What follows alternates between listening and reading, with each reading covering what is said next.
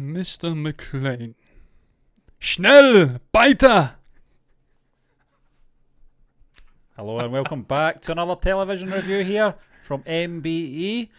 Today, whenever John, Guten Nacht. we are moving on to episode 8 of Scam 1992, the Harshad Mehta story. This episode is called Matador, and we'll find out why in a moment. 9.4 out of 10 on IMDb, and the short synopsis. It's because I'm preparing myself to say Shuseta.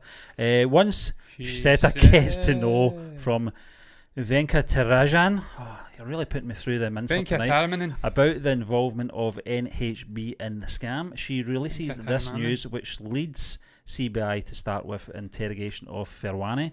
Harshad fears of Farwani telling the truth. What will Harshad do next? That is the big question. Kill him. That was never ever addressed in this episode. No. What happened to Farwani? It's all up in the air, isn't it? He get killed, Steve. It wasn't natural causes. No, he was fit. The guy ran. He looked dead, but he did run. So it wasn't natural causes. I'm pretty convinced he was killed by an authority, if not the Prime Minister or that little guru guy allegedly. That's on a sort of a hotline to Harshad. Then it's maybe Harshad, one of his goons. Maybe that little baldy guy. Maybe it was I don't know. Maybe it's in the book, The Scam. Maybe, Stephen, I'd be interested in reading that book. I tell you that. Yeah. So that may be happening. But look, I digress. Tangents aside, let's get this streamlined down. We've been told keep it under 15 minutes. We will do our You're Scottish. We don't have to streamline chat. No, we don't. Stephen, intro. I've just said a quote here. Why are you thinking of going down when the messages are going up? We are protected by a higher power. It's Farwani and it's Harshad. It's a flashback of him brokering the deal to save his own hind, if you'd like. Try to get the 500 crores shortfall to give to the SBI. There's that many BIs, RBI, CBI. It's the State Bank of India. He's doing a deal with Farwani. Farwani's not sure. Again, he says, look, that deal's still there. For Delhi, you can be in the parliament. He does a dodgy deal. He gets the assurance. Farwani says, look, if this comes out, 40 years of hard work is down the drain. I am finished. Yeah, his reputation, What did you make about that speech? I found that very telling for Harshad Mehta. This whole, we're protected by a higher power. That can take two meanings. It can either be a higher power being a deity, a god, or it could be the Prime Minister and the actual government of India. They've got their back. Yeah. Because whatever it is, as this episode transpires, you quickly realise that no one's got Harshad's back. Not the Prime Minister, not some godlike figure. No one. He's on his Todd. Farwani either. On his lonesome. Yeah, I think so, John. I think Farwani as well is not a mug when it comes to Harshad's spiel. You know, I like that flashback. That's one of the things that I've not. Black and white too. We've not really mentioned. As we've been doing these reviews, is I like the fact that they do put up the dates because it does keep you on track. It was clear to see it was a flashback. Yeah. The reason I know that is because round about that time I started my first ever job on the 13th of April 1992, so I know exactly when I see the date coming up, I know exactly what was happening in my own life. So I think putting in black and white was very clever as well for a flashback intro as well. It was a good scene because it was something I felt was missing, and it was missing obviously to be played out in this episode from episode 6 when it all went down. But yeah, I mean, it's all about Farwani's reputation. 40 years of hard graft, all ended on a bed. Yeah, it's sad. It's sad, but that's the chances you take. It is. I mean, you deal with people like this and you take risks, sort of manipulating the market for your own gain, be it financially, be it in a position in Parliament. Then this is what you get. Not all of the sort of positives or the things you get from it are going to be positive. No.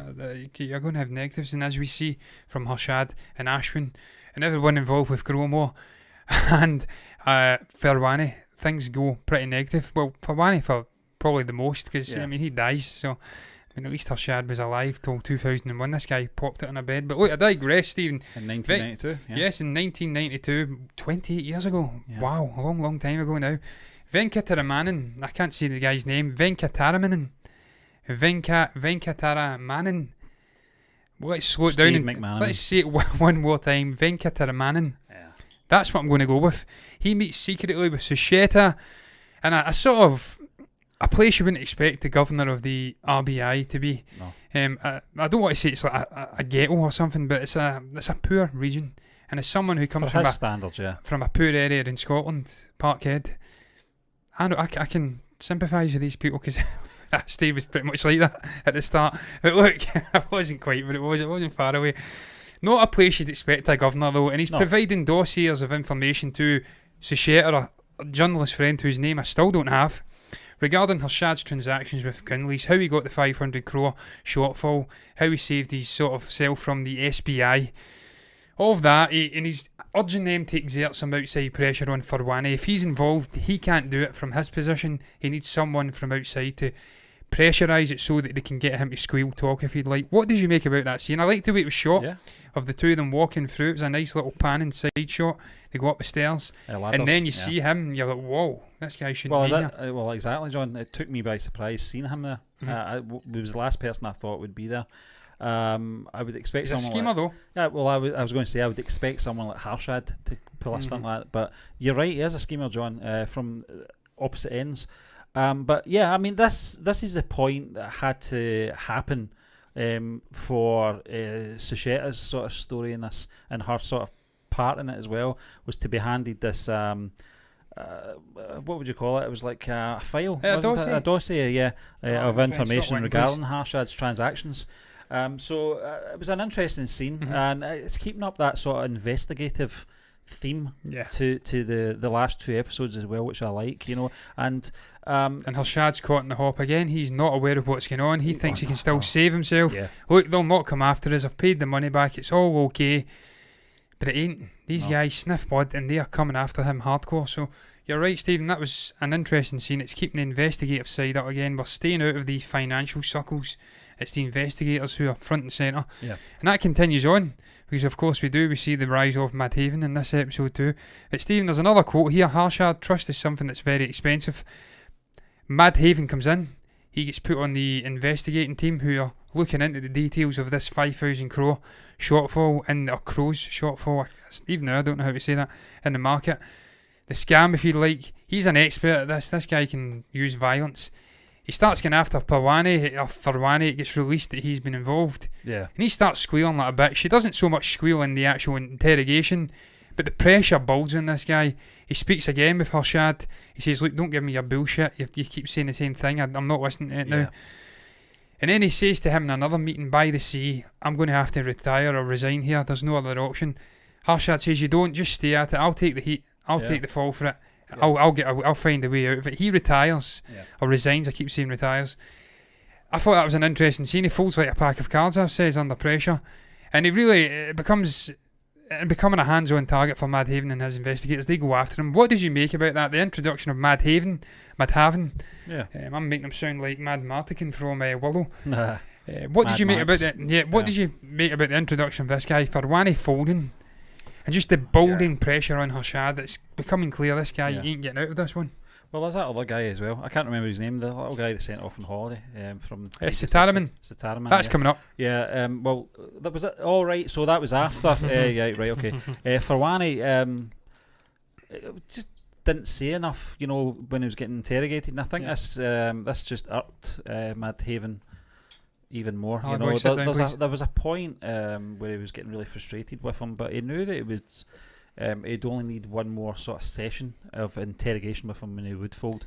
And Farwani, to his credit, admits this to I can't do it again. Harshad. He says, I can't do this again. Jordan, I've got to be honest with you. It's his death. That's the reveal in this episode. I saw it coming a mile away. I knew that this was going to end badly. It was either going to be a murder or it was going to be the stress of just the pressures of him. So I think that was probably the only thing that was maybe a negative. But I'm nitpicking, John, because I kind of saw that coming at the very end of it. I'm kind of skipping forward here, but the introduction you've got a 6-stone Labrador trying to kill you here, Stephen. The introduction of Madhaven, whatever he's called, and his investigators. I love the way they enter a room as well. That way he just leads them in. It's just means business, and he's not going to take no for an answer. But his interrogation, we'll talk about obviously with Sitaraman, was very funny. Yeah, he's got a great quote as well too. Farwani, leave Whether you take the lift or the stairs, the only way is down. Yeah. He forces him up the stairs. Every episode has a quote like that. Did you not love the fact though, Stephen, that this guy was struggling to come up the stairs, but he goes out and jogs for like marathon level lengths of jogging? So They you said either something fit about or not that. fit. I think it was something to do with his blood pressure though. Oh, At was this it? point, wasn't it? In Yeah, life? that's probably why he popped it then. He probably died of a heart attack through Yeah. the pressure, but I still maintain this guy was killed by government officials or whatever, try to save Harshad's hind, if you like, hide, but hind, hide, they both work. You're right, Stephen, obviously he does, he pops it, he conveniently snuffs it, and he really takes all his secrets to the grave with him, but it's not enough to save Harshad. No. Sadly, I've says here that obviously unproductive phone call between him and the Prime Minister. That's when it really happens. He says, look, you have to deal with this guy's going to sing, we're in trouble here. He says, we'll sort it out. The next scene he's lying dead in the bed, so what are you meant to think there? They're kind of hinting to you that it could be natural causes, but it could be someone that's killed him. They probably don't know themselves. It's very cigarette smoking, man. Absolutely, Stephen. That's your X-Files reference there. Yeah. So Shetter obviously guilt-ridden to hell after it. She's in her office. She's in a state of shock. I love that scene where she's sitting at the desk. They're questioning, is it natural causes or suicide, or was it nefarious? They keep asking her, and it's sort of like She feels responsible, yeah. Yeah, it's like sort of the white noise, Yeah. the sound coming in. Yep.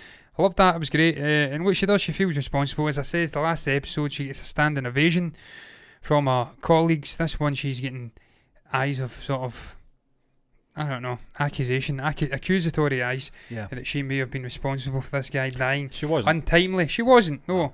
She was just doing her job and trying to unearth scams and whatnot. But Stephen, we have to speak about Madhaven, because he enters the fray. This is another new face.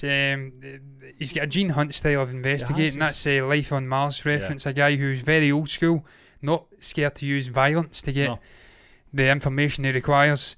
And he really goes after all of the primary players at SPI, and I love it, man, because these guys were so big and tough when they were going after poor little Sitariman, this nervous wreck. They were going after him and saying, look, of course we're here. We're not here to get you and your son, to pay respects to you. We're here to bring you back. You've committed fraud. We are the big bad guys. This guy comes in and they're all quivering like wrecks. Yeah. The main guy, he asks him to take him into his office. You're embarrassing me in front of my workers. He basically stands up and says, okay, we'll go in there then. Slaps him down. Sitaraman gets a Chinese, sort of, what do you call it, Chinese rub? Like a burn, yeah. Yeah, he burns his arm and takes him off the... As soon as Sitaraman came onto the screen, it's what he says to him, Stephen. You're really the boss at SBI. Sitaraman Bank of India. You're a real VIP, aren't you? Yeah. I'm like, this guy's going to fold. He's always in control, this Madhaven guy. Yeah. I find the interrogations, especially the one with Sitaraman, was really just... it was really just reminding us of all what was happening, in the last few episodes and the scheme that was going on. But I loved the guy's style. I know that... and setting you up for what's coming for Harshad. Yeah. When he finally meets him. There's that bit where he says, that chap says, can we get into my office like you said? My staff are watching me, and one of them is watching, and he says, what are you watching for? Get back to your work. Get back to your work. Yeah. And then he's saying to him, I'm a good guy, don't you? And I'm like, this guy's just messing. You can't use violence in your workplace, but fortunately I can. Yeah. That's him hitting. If you don't give me the information I want, you're going to get your shit kicked in. I like the guy, man. I says it in the previous review of episode 7. He's a maverick. You kind of hate some of his means, the way he goes about it, but at the same time, because he's going against Harshad and he's a good guy in this story, if you'd like. But I also like him in a sense too, because he's quite funny. When they raid Harshad's house, it's amazing, man. Yeah. He's making jokes. You'll make me breakfast. I can't recall the dish that he was requesting, but you go to the kitchen. I'm not joking. I want this made. I heard it was good. Such a change from the first raid earlier on in the season, when obviously he's ahead of the game. He's cooking them breakfast and he's just cocky as hell. Harshad, he thinks he's untouchable, invincible. This time he's met his match. This guy is coming after him. And Stephen, that's going to get me on to the next point I've made about this episode. It's a real tonal change in this. I says it's went more investigative. It's looking at the figures outside of Harshad's bubble, outside of the financial Citibank circles. Yeah. It's more looking at the people trying to bring Harshad down, unearth the mystery of this scam. And with that comes a really dark and borderline depressing tone at times. You go from the highs of his meteoric rise from a lowly sort of ground worker, the bomb broker, to entering the money market, having a huge office, a Bombay penthouse. That's all high and it's airy and it's nice and it's lightly toned. People are dying in this episode. Things are starting to crumble. This guy comes in, this heavy-hitting investigator. Things take a turn in this episode. I don't know what your thoughts are on it, because I don't know whether you share it. I know you share the depressing thing. You actually told me that, because you've seen it before me. Yeah, John, it's funny because you sent over episode 7's notes to me without having seen episode 8 yet. Yeah. And there was a lot of questions in the notes as well. I obviously knew what had happened, but it's very interesting to see it from different perspectives. The tonal change as well, how depressing it did get. We'll obviously talk about those sort of last 10 minutes of this episode as well. But you're right, you know, we're actually seeing deaths now. I actually thought there was a death at the very beginning of the episode 7 with the little decorator, because I forgot they had a patio thing out. What I loved about that though, he fell off the building. So did I. What I loved though was the wife went rushing out. Harshad just looked out the window, didn't give a shit. No, he didn't. I loved it. Disposable people. He's disposable, man. Yeah, but yeah, I mean, it was the tonal change in this one. I don't know how dark it's going to get. I don't think it's going to get any darker, John, with the last 2 episodes. When we talk about them, there's got to be some kind of reprise for Harshad. Wait, we know he doesn't get convicted of all the charges levelled against him. There's going to be a lot of wheeling and dealing going on, you know, with the government and you know, and all these you know, bureaus and stuff like that. There's going to be some kind of negotiation going on, I would assume, but I think this is as dark as it gets. I don't think it could get any darker without really being jarring and jumping the shark, if you like. And Harshad, actually seeing him passing away or something, that's how dark you could really go with this. Yeah. But Stephen, also we spoke about the second raid on the Mehta household. Then we will enter the bullfight. You will be your Matador. This guy says to Madhaven. There's some great lines in this, really memorable quotes in this episode, incidentally. There's another one there. Thank you for your generous offer. If you want me to drown, then I'll take you down with me. I loved that scene on the golf course with Ajay Kedia, Tiaji, Praneth and Harshad, if I can speak. They're sort of trading insults, backhanded insults, little analogies and sayings. He says something about a buffalo, and he says, well, sometimes you need to take the bull by the horns yourself. Yeah. Just trading a little sort of fencing jouse at each other. I don't know what your thoughts were on that, on the actual raid on the household too, because it went on for 12 hours, and then he takes them away and arrests them. They get sort of incarcerated in the CBI. And also, as I say, there's darkness, there's lightness in that scene. You've got comments about the breakfast. He's laying the law down. Hi, to the children and stuff like that. We'll see you later. And 15,000 square feet and stuff like that. This is great. Let's sit down. And then the darkness of this guy's empire crumbling. What was your thoughts on all of that? The golf scene? I'll start with the golf scene, John. And I'm hitting the ball perfectly. That was practice. That was practice during the night. But what's Kidia? What's his first name? Ajay. Did you notice that him and Harshad have not spoke since that first episode where they met? Yeah. They don't have any interaction. He's always in the background. Because he's a bitch, Stephen. Yeah. Ajay. But he talks about him all the time when he's not present, and then when he is present, he doesn't even interact with him. Tiaji's seen the opportunity. Yeah. Sell off the holdings. Give him a bad deal. We'll take his holdings. We'll do something with it. Yeah. People with fraud this scale or scams this scale, they don't go to jail. They get bailed out after a month. So he's a sensible one. Tiaji's a meddler, a dodgy fella, but he knows he can make some money. Whereas Ajay's, he's more emotional. Yeah. And I don't know. Yeah. Want to bring him down at all costs. The kind of bust as well, John, if you want to call it that. I love that. I love the way that he enters a room with all his guys behind him, as I mentioned. There's just something about him being in control. Not many people in this series up to this point have been in control when Harshad is in the scene. Yeah. But this guy, Madhaven, is. He's ready for him. He's obviously been told the stories of the previous bust about how cocky Harshad was offering them breakfast and being very calm. Vegetarian. But he's actually saying, you can't touch that, put that down, and then the brother comes in. She's a phone. You can stay here. We're going to go down to my office. We've arranged the buffet for that. I knew what they were doing. That was an arrest. It was basically an arrest, but it was a great scene, John. It showed you the sort of shift in power as well. Yeah, absolutely, Steve. And you're right, because he came into the SBI office when he owed the 500 crores and he was laying the law down. The tea's very bitter today. Next time, make it sweet.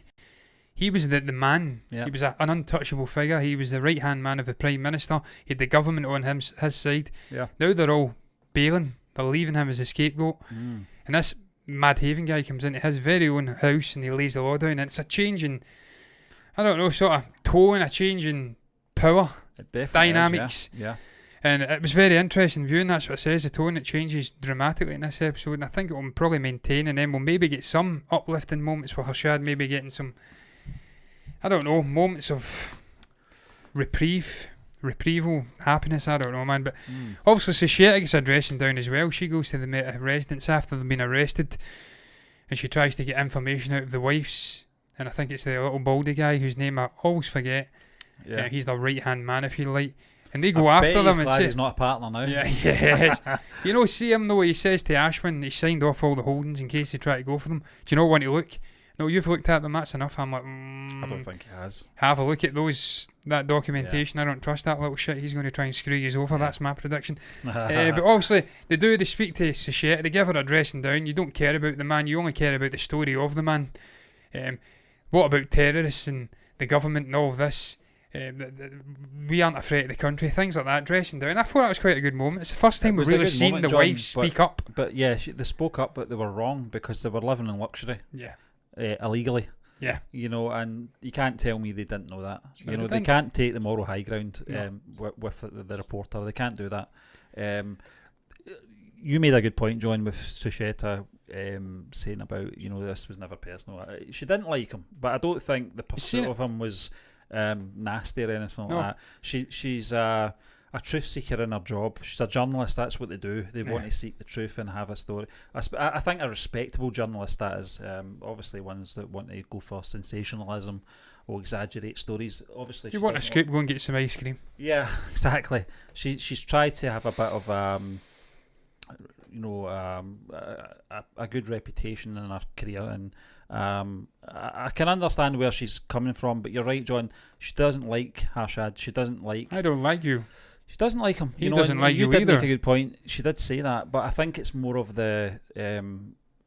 It's Stephen. It's the authenticating what's going on. Yeah. Trying to unearth this scam. It's a huge story. If you're a journalist at that time, that's where you make your career off a story like that. It doesn't matter if she likes him or not. It's not. She's right. It isn't personal, the actual story. She doesn't like Harshad. She doesn't like people of his ilk taking advantage of the system. But it's not personal actually going after him. No. It's just getting the actual story. So in a sense, she's telling the truth. Stephen, all sorts of shit goes on after this though.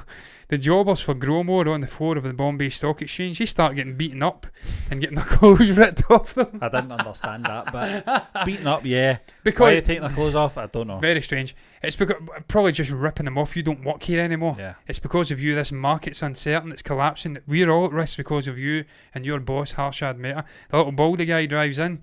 All of the crowd rush at him, chase him back up the street. You've got an effigy of Harshad burning. It's all going to shit. Quick enough. It wasn't. It was for. I was like, come on. That's for dramatic effect. Come on, you're one of them. Yeah, come on. But Stephen, he does. Look, it's really just framing it in a way to show you that he is being made a scapegoat. Harshad is the scapegoat. He's refusing to bow to pressure though. Yeah. He isn't squealing like Sitaraman and like Farwani before him in front of Mad Haven. He's not exactly giving as good as he gets either. He's looking a little bit nervous. He's getting tired by mosquitoes as well, apparently. Bit by mosquitoes, well, it does look like a mosquito sort of ridden hellhole he's sitting in, and they refuse to give him cream. So that's just the final boot in the balls for him. That was the line I was talking about just at the closing sort of sequences of this episode. Mad Haven saying, "This is the Harshad Mehta story. This is where it's taken us. You know, it's not all about the glamour. It's not all about the scheming. This is it. Where you're at just now in this prison cell alone with the mosquitoes. This is the story." And he's right, because it's not about the rise. It's ultimately the whole story. And if he falls into ignominy and sort of infamy, I can't even speak tonight, then that is the story in the end. And look, obviously at the end, he obviously tells him at the end too, not only am I coming after you, but when I'm done, you get no reprieve, because there's some financial foreign irregularities surrounding your business too, so they're going to come after you too. So sleep tight, don't let the mosquitoes bite, because you're in for a long time. But of course it doesn't end on that, Stephen. It ends on Harshad phoning up this little guru guy. I don't know who he is. He looks like a sort of Hindu spiritualist leader who has ties to the Prime Minister. Yeah. He actually says his name. He says his name begins with a J. I think an S and a J. Basically, he lays the law down to him, says, look, I'm dying here. Get me out of this, or I'm going to bring everyone down with me. And he says to him, are you threatening the Prime Minister? And he smiles and says, well, you're the all-seeing omniscient or something, or omnipotent. I can't recall the word that came up in the translation, but basically he laughed at him and says, well, yes, same word.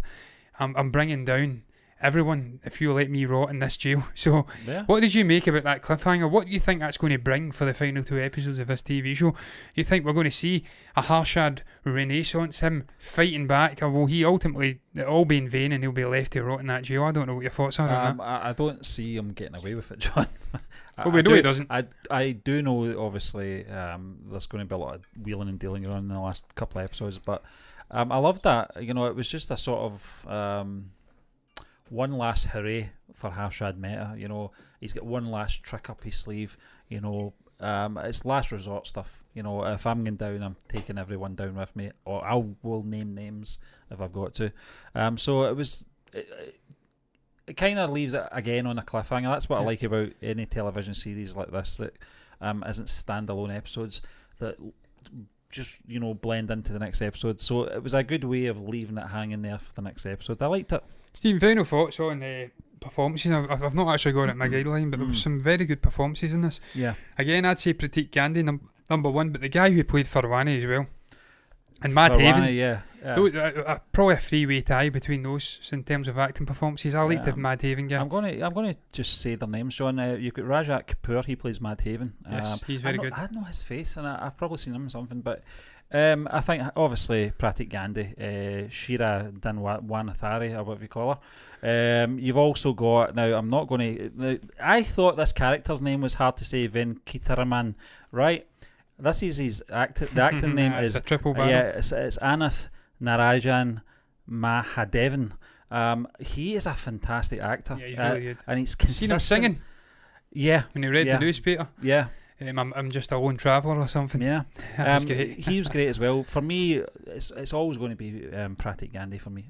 But he's not in it enough for me to justify him being the standout performer in this episode. It goes to Rajat Kapoor, who plays Mad Haven for me. Yeah, he was really, really good, Steve. Really but look, final thoughts on this, man. I've really enjoyed this. This is one of my favourite episodes today. Very dark. Because it's really starting to change tonally. It's gone off in a different direction. We're starting to see the empire crumbling. I did say that. It's great seeing the rise of these figures, but ultimately the fall and collapse of the empire and all of the backstabbing and the stuff going on in the background and around these figures, that's when it becomes really fascinating, and this is when we're starting to see it. These final 3-4 episodes, and this was right up there for me in terms of episodes. Really, really enjoyed this one. But I don't know if you've got any more thoughts. I've not, no. Well, that's going to round up the review of episode 8, Matador, the Harshad Mehta story scam 1992. What's your thoughts on that episode? Where does that rank for you? What do you make about the turn in tides for Harshad Mehta? Do you think, have you watched it, does he kind of come back? Perhaps not share that, because that'd be a spoiler. What was your thoughts and performances? Anything at all? If you've got anything to say, you can comment below and let us know what your thoughts are down below in the comment section. You can also like the video if you've enjoyed it. Subscribe to the channel if you want to see more content like this in the future. And if you do, that's what you'll get more content like this in the future. But look, until then, as ever, I'm going to bid you farewell with a bye.